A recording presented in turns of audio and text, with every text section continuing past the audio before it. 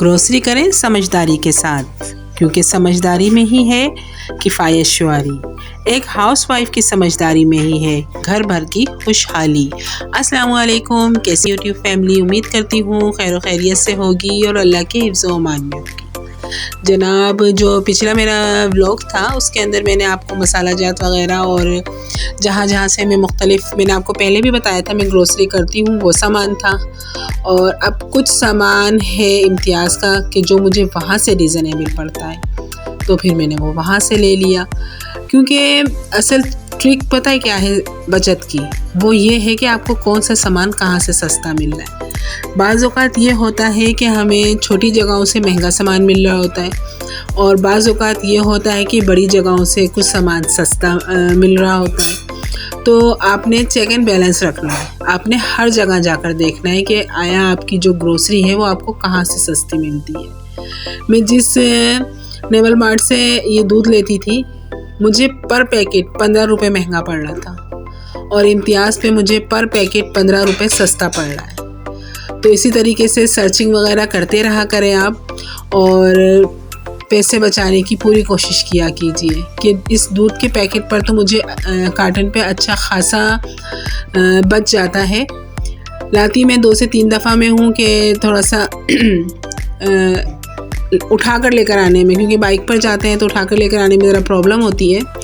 तो ये है कि पूरा कार्टन इकट्ठा मत नहीं लेकर आती मैं, लेकिन ये है कि पूरा महीना मेरा अच्छा चल जाता है। ये मेहरान वालों का मैंने इस दफ़ा ट्राई करूँगी और फिर आपको बताऊँगी कैसा है, लेकिन प्राइस के हिसाब से रीज़नेबल है। शंग्रीला वालों से काफ़ी सस्ता है। एक की वाली भी थे ये सोया सॉस और चिली सॉस, वो वहाँ पर मिले नहीं, लेकिन वहाँ पर सबसे रीज़नेबल मेहरान है, और मेहरान भी एक ब्रांड है।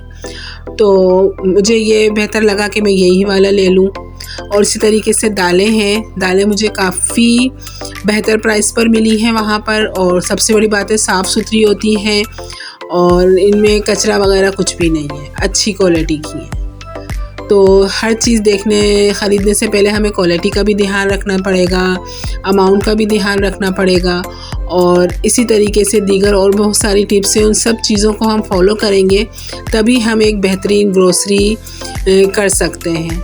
अगर हम यूं ही हर चीज़ अंधाधुंध बास्केट में अपनी ट्रॉली में डालते रहेंगे तो फिर बहुत ज़्यादा हमारे बजट पर भारी हो जाएगी ये तमाम चीज़ें।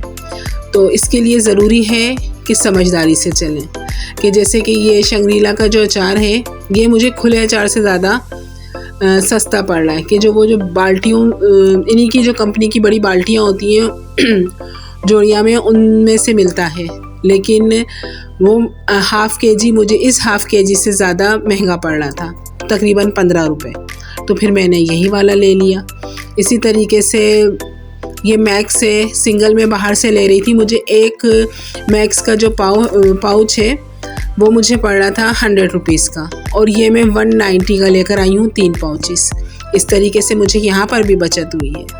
तो और शैम्पूओं की जहाँ तक बात है, मैं ज़रा चेंज करती रहती हूँ, क्योंकि आजकल हेयर फॉल मुझे काफ़ी ज़्यादा हो रहा है। तो मुझे डव का किसी ने बताया था, अब देखती हूँ मैं यूज़ करती हूँ कि फिर मैं बताऊँगी आपको। और इसी तरीके से ये इम्तियाज़ का जो डिटर्जेंट है, ये भी मुझे काफ़ी रीज़नेबल लगा है। वहाँ से जहाँ से मैं खुला हार्पिक और लिक्विड वगैरह मंगवाती हूँ, वो मुझे बहुत रीज़नेबल पड़ता है। इतना रीज़नेबल है कि आप सोच होगी आपकी। लेकिन वहाँ का सर्फ़ मुझे महंगा पड़ रहा था, सर्फ़ मुझे इम्तियाज़ का बेहतर लगा, तो मैंने यहाँ से मंगवा लिया। तो अपनी ग्रोसरी को है ना कैटेगराइज़ करें, कैटेगरी में डिवाइड करें, एक जगह से हर चीज़ नहीं लें। कहने का मकसद मेरा ये है, आपको जो चीज़ जहाँ से सस्ती मिल रही है वहाँ से लें। आप कैटेगरी डिवाइड कर लें आप अपनी ग्रोसरी की। मसाले आपने एक जगह से लेने हैं जहाँ से आपको सस्ते पड़ें। दालें आपने इसी तरीके से, चावल, चीनी, आटा, हर चीज़ पे आपने देखनी है कि आपको बचत कहाँ हो रही है, 4 पैसे कहाँ बच रहे हैं।